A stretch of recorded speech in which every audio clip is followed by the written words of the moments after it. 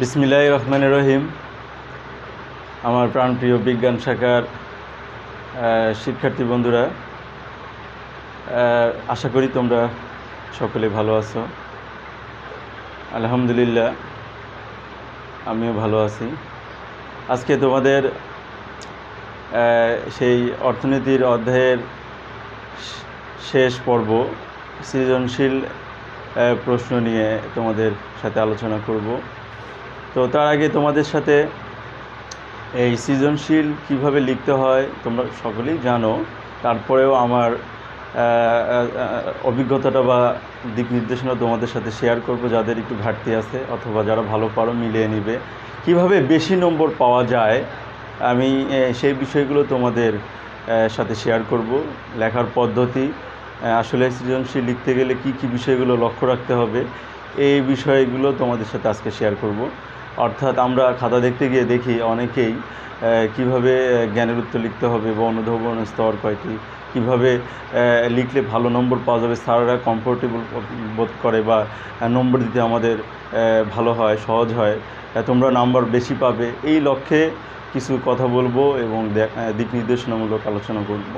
তো আমাদের এই অধ্যায়ের রিকোয়ারমেন্ট তোমাদের ছিল, আমি কমেন্ট বক্সে পেয়েছি যে তোমাদের আরেকটি ক্লাস সৃজনশীলের উপর রাখলে ভালো হয়। তো সেই জন্যই আমি আবার এই অধ্যায়টাকে সৃজনশীলের সাথে সমন্বয় করেই দিক নির্দেশনামূলক কথা বলবো। তো যা হোক, তোমাদের গত ক্লাসে আমি যে অনুধাবনমূলক ও জ্ঞানমূলক প্রশ্ন লিখিয়েছিলাম এবং সেখানে তোমাদের একটি সিটি আকারে পরীক্ষা নিয়েছিলাম। তোমাদের বলেছিলাম যে তোমরা কমেন্ট বক্সে তোমাদের উত্তর লিখবে। আমি একটি সলিউশন কপি তোমাদের এইখানে আপলোড করেছি বা কারেকশন কপি দিয়েছিলাম। সেখানে বলা হয়েছিল যে কার কয়টি হয় সেটি তোমরা অবশ্যই কমেন্টে লিখে দিবে, আমি সেটা ভেরিফাই করব। তো খুব কম সংখ্যক স্টুডেন্টই তোমাদের সেই মূল্যায়নকৃত বা সিটির অংশটা তোমরা উত্তর করেছো। যেমন হাফসা লিখেছিল, নাফিল লিখেছিল। তো সবার কাছেই আমার কাম্য ছিল যে তোমরা সেই জ্ঞানমূলক যে অনুধাবন জ্ঞানমূলক যে প্রশ্নগুলোর উত্তর তোমরা লিখেছো সেটা কারেকশন করে নিয়ে কার কয়টি হলো সেটি আমি একটু চেক করে দেবো। তো যাই হোক, তোমরা আর একটু সিরিয়াস হও। পড়া আসলে তোমাদের জ্ঞান অর্জনের জন্য, জ্ঞান অর্জন বাস্তব জীবনের জন্য কাজে লাগবে। আমরা আমাদের প্রস্তুতির ঘাটতি রাখা যাবে না, আমরা প্রস্তুতি নিয়ে থাকবো, আমাদের পড়ালেখা চালিয়ে যাব। আমরা বেঁচে থাকতে হলে যেমন জীবন জীবিকার প্রয়োজন, শিক্ষার প্রয়োজন, এই জন্য আমাদের শিক্ষার সাথে সম্পৃক্ত না থাকলে আমরা জানি যে শিক্ষাই জাতির মেরুদণ্ড, আর এই শিক্ষার্থীদের শিক্ষাদানের পদ্ধতিটা মাত্র আমরা শিক্ষক সমাজ করে থাকি। তো যা হোক, তোমাদের এই অংশগ্রহণও আমাদের একান্ত কাম্য, আমি বরাবরই বলে থাকি। আজকে যারা অংশগ্রহণ করেছো তাদেরকে জানাই মোবারকবাদ। নাবিলা রশিদ হাফসা, ওয়ালাইকুম আসসালাম। তুশিফ সাইদুল তুশিফ, ধন্যবাদ। সঞ্জিদা রিচি, ওয়ালাইকুম আসসালাম। নিয়াজ বিন মোর্শেদ, ধন্যবাদ। হ্যাঁ, যারা রাজ আজকে অংশগ্রহণ করেছে, ভাবনা, ধন্যবাদ ভাবনাকে। এভাবে অনেকেই, রাফি, তাসনিম রাফি, ধন্যবাদ। আবদুল্লাল নাফি পূর্ববরণায় ও যুক্ত থাকে। নিফাত আমরিন, রোল 18 মর্নিং, সবাইকে ধন্যবাদ। তোমাদের কমেন্ট বক্সে উচিত ছিল যে ওই কমেন্ট সিটি পরীক্ষাটার সাথে মিলিয়ে নেওয়া যে আসলে তোমাদের কার কয়টা হলো, এটা তোমরা অনেকেই করোনি। যা হোক, তোমাদের আজকের যে মূল আলোচনা সেটা ফিরে যাই। আজকে আমরা এই অধ্যায়ের সৃজনশীল একটি প্রশ্ন বা যে কয়েকটি লিখতে পারি, একটি প্রশ্ন দিয়ে তোমাদের সাথে কিভাবে লিখতে হয় সেটা দেখাবো। একটি সৃজনশীলের একটা নমুনা আর কি। ধরো দেশ, অনেকগুলো প্রশ্ন করা যায়। ধরো মাথাপিছু আয় মার্কিন ডলারে আমি দিলাম। ধরো ক দেশ 1000, খ দেশ ধরো 10,000। এটা তোমাদের বোঝানোর জন্য আসলে জাস্ট। গ দেশ ধরো 50,000 মার্কিন ডলার, সবগুলোই মার্কিন ডলার। ধরো এটি একটি উদ্দীপক, তোমরা ছক আকারে করতে পারো, এটা ব্যাপার না। ক খ গ ঘ, আমাদের এই উদ্দীপকটা দিয়েই তোমাদের সৃজনশীল লেখার কৌশলগুলো যেভাবে নাম্বার বেশি পাওয়া যায় সেই পদ্ধতিটা দেখাবো। তার পাশাপাশি তোমাদের আমাদের এই অধ্যায়ের সৃজনশীলের একটা ধারণা দিয়ে দিব ইনশাল্লাহ। তোমরা যদি কয়ে ধরো দিলাম GNP কি, জাস্ট এটা হচ্ছে জ্ঞানমূলক, এই প্রশ্নটা হচ্ছে জ্ঞানমূলক।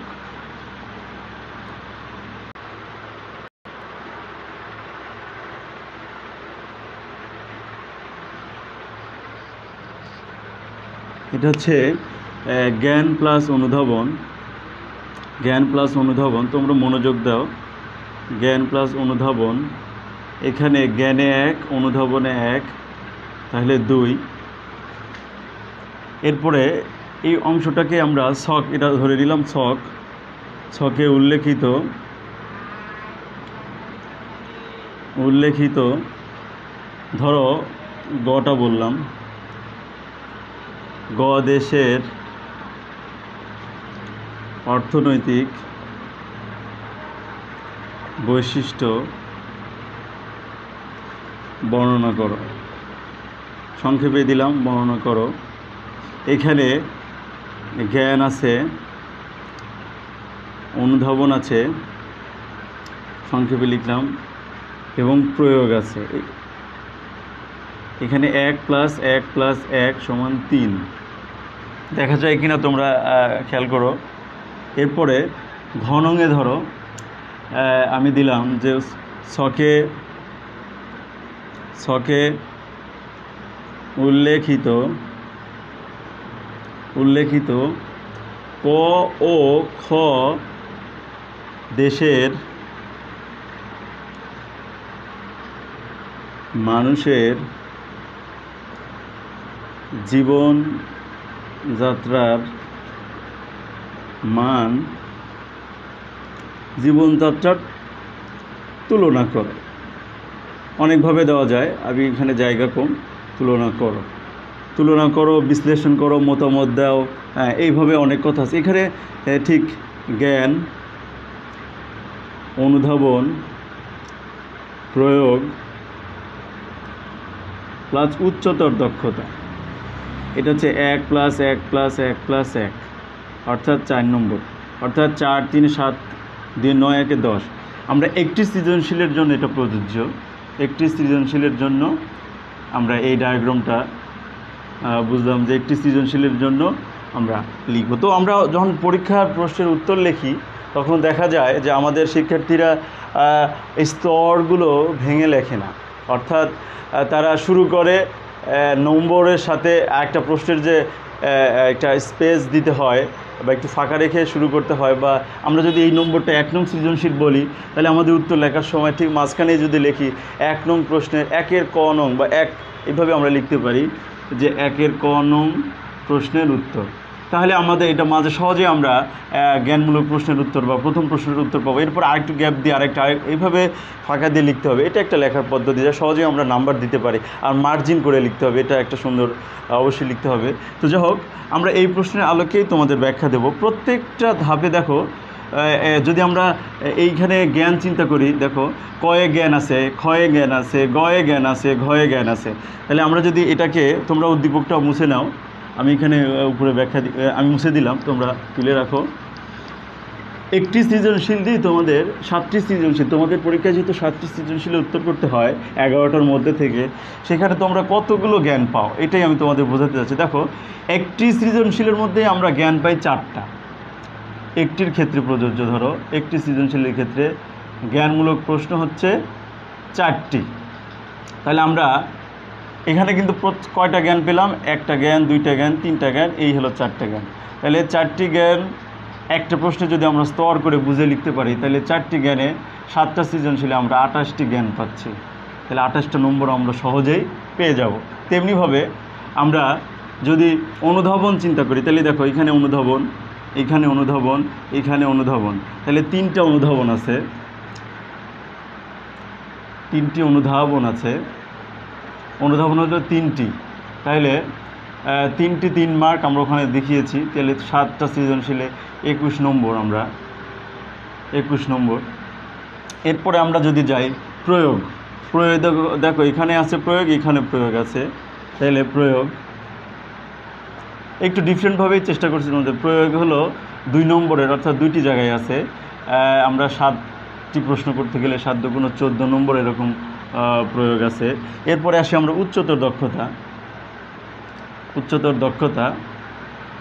উচ্চতর দক্ষতা দেখো শুধুমাত্র ঘয়ে আছে এই যে একটি, তাহলে একটি আছে, অর্থাৎ 7টা দিলে 7টি। এইভাবে মোট যদি আমরা যোগ করি তাহলে 70 নম্বর আমরা পেয়ে যাই।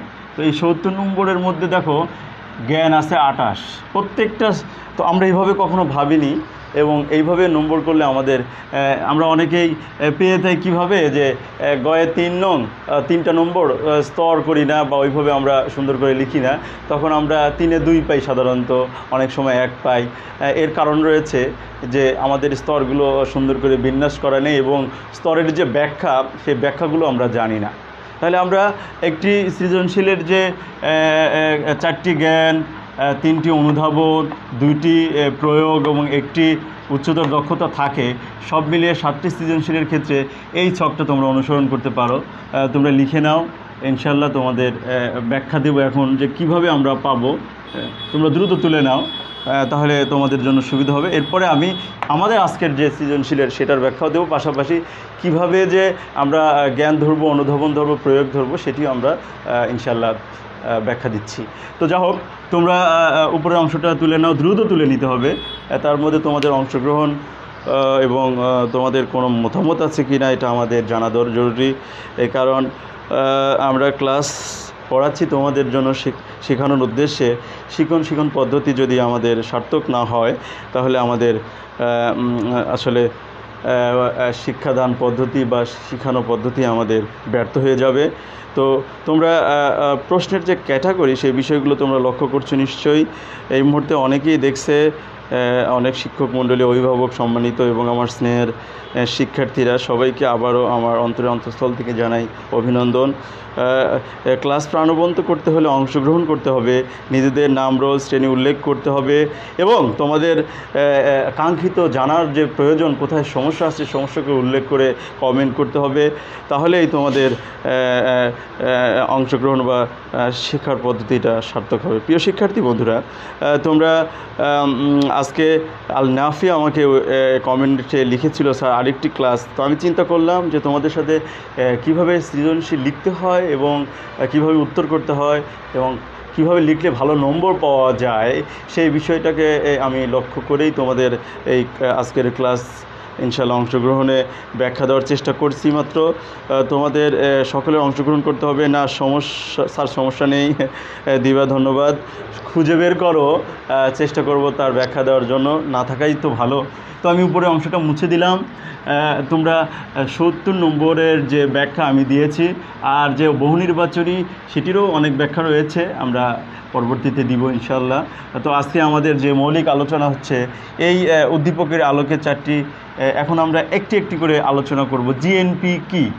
আমরা এইখানে জ্ঞানমূলক প্রশ্ন অনেকভাবে দিতে পারি, তবে এখন সাধারণত বাক্য তুলে লিখবে, তোমরা পুরো বাক্যে লিখবে, কাকে বলে, বলতে কি বোঝো। যদিও এক কথায় হয়, হ্যাঁ হতে পারে এরকম যে জিএনপি পরিমাপের পদ্ধতি কয়টি, জানি আমরা 3টি, হ্যাঁ বাণিজ্যের দিক কয়টি, 2টি। এটা একজ্যাক্টলি জ্ঞানমূলক প্রশ্ন, যেটা বইয়ের ভিতরে থাকবে, ঠিক আমরা সেটি লিখলে 1-এ 1 পেয়ে যাব। এটি আমরা জানি, আমাদের জানা রয়েছে। তাহলে আমরা যদি জ্ঞানমূলক এই উদ্দীপক নিয়ে ব্যাখ্যা করি, তাহলে আমরা ক নম্বরে যদি আমরা এই করি, তাহলে লিখব হচ্ছে জিএনপি কি। এখানে অনেকভাবে আসলে জিএনপি বলতে কি বোঝো, কাকে বলে, অনেকভাবে সংজ্ঞা দাও, এভাবে অনেকভাবে প্রশ্ন করা যায়। তো আমরা জিএনপি সম্পর্কে আমরা জানি যে মোট দেশজ উৎপাদন কাকে বলে। আমরা জানি যে সাধারণত কোনো নির্দিষ্ট সময়ে কোনো দেশের 1 বছরের ওই দেশের নাগরিকগণ কর্তৃক মোট উৎপাদিত দ্রব্য সামগ্রী সেবার আর্থিক মূল্যকে জিএনপি বলে। তোমরা সংখ্যাটা জানো, কারণ আমি অধ্যায়ে বিশ্লেষণ করেছি, সিটি টাইপের নিয়েছি, মূল্যায়ন করেছি।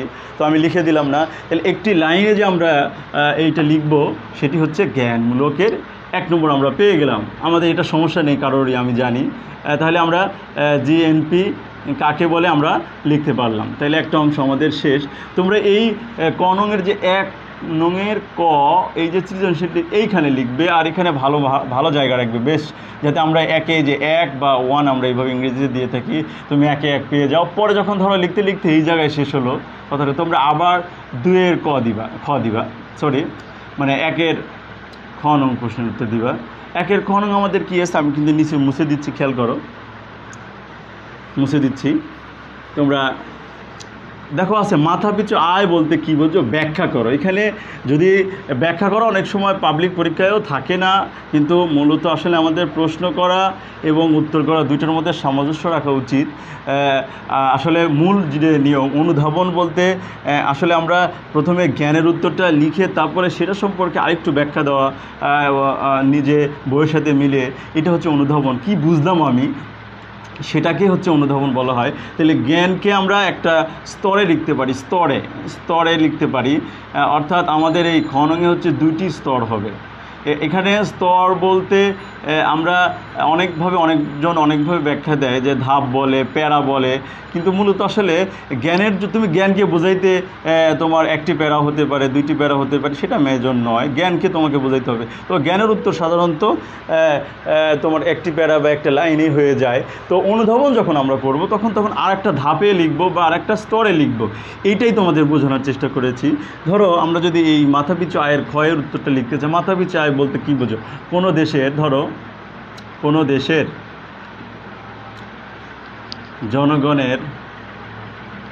জনগণের বার্ষিক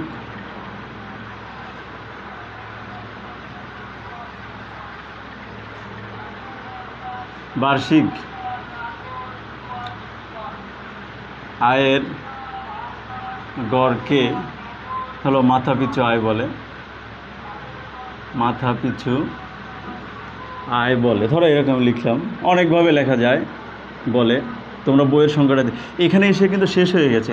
এরপরে বলছে ব্যাখ্যা করো, বা যেহেতু 2 নম্বর, তাহলে 2 নম্বরে 2টি স্তর আমাকে দেখানো উচিত, অনুধাবন। তাহলে মাথাপিছু আয় নিয়ে আরও কিছু কথা বলতে হবে। আমরা মাথাপিছু আয় নিয়ে অনেক কথা বলতে পারি। আমরা জানি যে কোনো দেশের মোট জাতীয় আয়কে মোট জনসংখ্যা দিয়ে ভাগ করলে যে গড় আয় পাওয়া যায়, সেটা হচ্ছে মাথাপিছু আয়। তো এটা আমরা কীভাবে নির্ণয় করতে পারি, সেক্ষেত্রে আমরা আরও ব্যাখ্যা এই যে নিচে কয়েকটি লাইনে দিব, এটি হচ্ছে অনুধাবন। অর্থাৎ একটি জিনিসকে হাইলাইট করতে গিয়ে আমাদের কিছু কথা বলতে হয়, সেই কথাগুলো আমরা ব্যাখ্যার মাধ্যমে দিয়ে দিব। তো যাই হোক, এটা হচ্ছে অনুধাবন হলো। তোমরা একটু লক্ষ্য করো,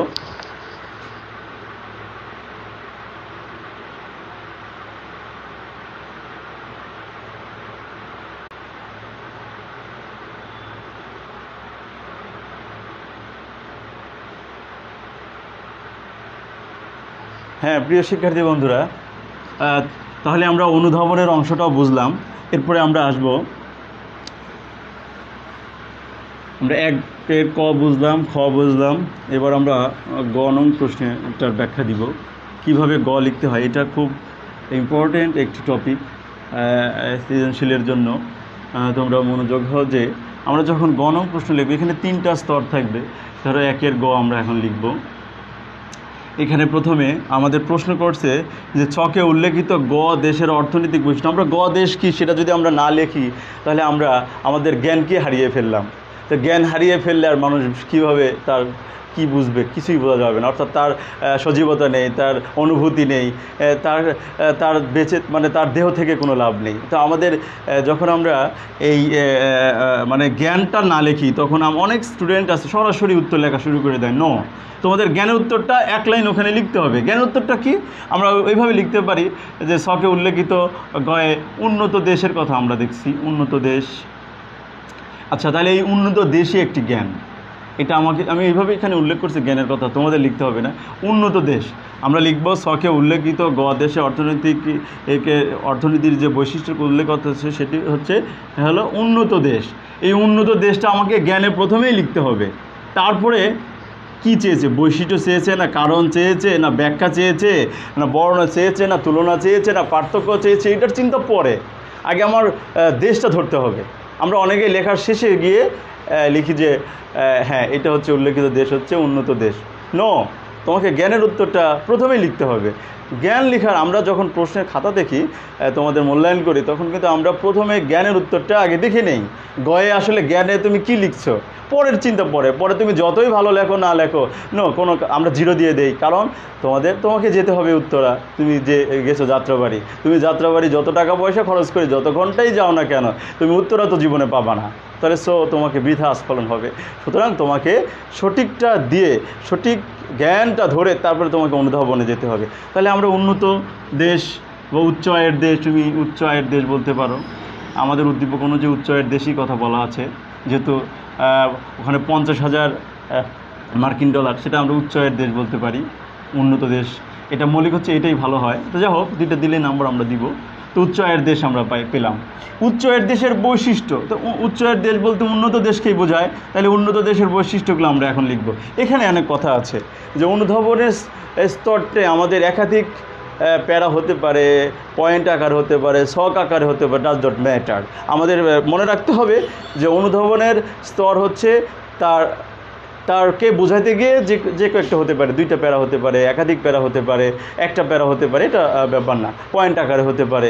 হ্যাঁ, সেখানে একটা স্তর। তাইলে আমাদের একটি জ্ঞান হচ্ছে উচ্চ আয়ের দেশ বা উন্নত দেশ, আমরা লিখে দিলাম জ্ঞান। উত্তর আমরা 1 নম্বর পেয়ে গেছি, এটার জন্য 1 পেয়ে গেলাম।